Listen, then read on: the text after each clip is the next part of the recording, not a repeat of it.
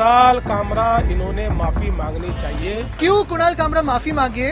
क्या गद्दार और चोर ये एकनाथ शिंदे ही है? तो फिर कुणाल कामरा बिल्कुल माफी मांगे, लेकिन एकनाथ शिंदे ने पहले जवाब देना चाहिए कि वही गद्दार और चोर है। शिवसेना यूबीटी विधायक आदित्य ठाकरे ने सोमवार को शिवसेना सांसद द्वारा स्टैंड अप कलाकार कुणाल कामरा को दी गई धमकी की तुलना तालिबान से कर दी।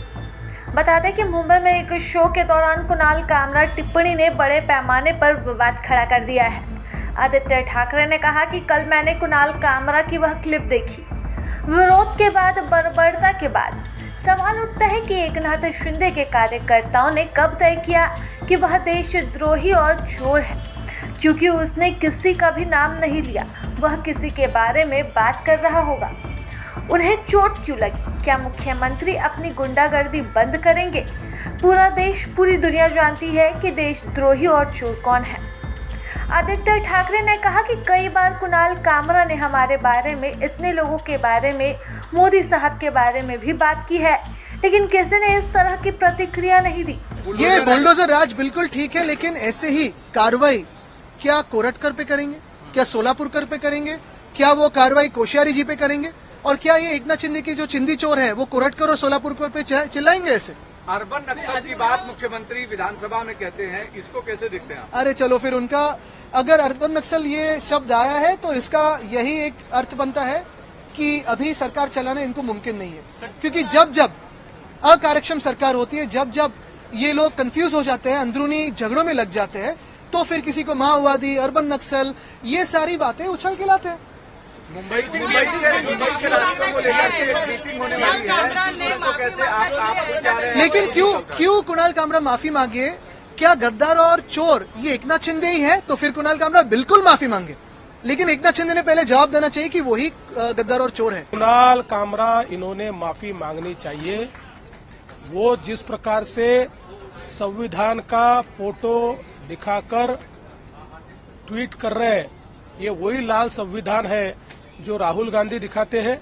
ये राहुल गांधी का संविधान जो न राहुल गांधी ने पढ़ा है न कामरा ने पढ़ा है। ऐसे संविधान का फोटो निकालकर आपकी गलती को आप लेजिटिमेट नहीं कर सकते, क्योंकि इसी संविधान ने यह कहा है कि हरेक की स्वतंत्रता ये अक्षुण्ण है, लेकिन उस पर मर्यादा भी है। जब वो दूसरे की स्वतंत्रता पर आक्रमण करती है तो ऐसी स्वतंत्रता पर मर्यादाएं भी आती है। दूसरे की स्वतंत्रता पर, दूसरे के विचारों पर आप आक्रमण नहीं कर सकते। इसलिए राहुल गांधी का संविधान दिखाकर आप अपने कुकर्मों से नहीं बच सकते। कामरा को मालूम होना चाहिए कि 2024 के चुनाव में जनता ने निर्णय कर दिया है कौन गद्दार है, कौन खुद्दार है। और स्वर्गीय शिवसेना प्रमुख, हिंदू हृदय सम्राट बाला साहब ठाकरे जी की विरासत ये शिंदे जी के पास है, इस पर जनता की मोहर लगी है। तो कोई स्टैंड अप कॉमेडियन खड़ा रहकर इस प्रकार से उनको गद्दार नहीं कह सकता। जनता ने दिखा दिया, जिन्होंने गद्दारी की, जिन्होंने बाला साहब ठाकरे के विचारों से गद्दारी की, उनको घर भेजने का काम ये जनता ने किया हुआ है। और मैं ये मानता हूं कि कॉमेडी करने का भी अपना अधिकार है, व्यंग कसने का भी अधिकार है।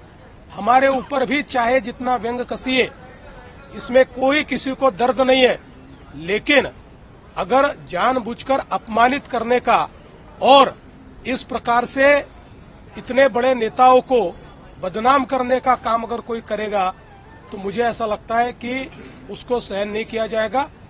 उस पर जो भी कानूनन कार्रवाई है वो कार्रवाई की जाएगी। प्रभातखबर.com, विश्वास वही, रफ्तार नहीं।